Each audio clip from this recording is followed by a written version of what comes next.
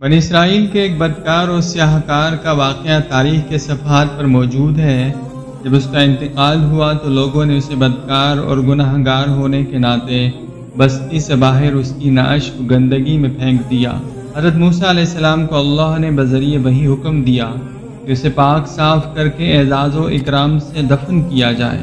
حضرت موسیٰ علیہ السلام بارگاہ خداوندی میں ملتجی ہوئے کہ پروردگار عالم، وہ تو سیاہ کار تھا، مرنے والے کی زندگی گناہوں اور بدعمالیوں میں گزری، مرنے والا تیرا نافرمان تھا، پھر اس کے ساتھ یہ رحم و کرم کا معاملہ کیسا؟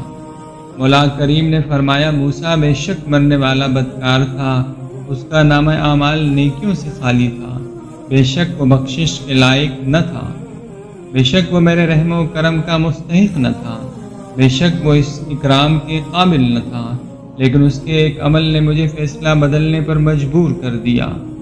ایک روز اس نے توریت کھولی، پڑھتے پڑھتے میرے محبوب کا نام نامی اس میں گرامی پڑھا تو اس نے بے اختیار چوم لیا تھا۔ اس عمل کے باعث ہی اس کی بخشش و مغفرت کا اعلان کرتا ہوں۔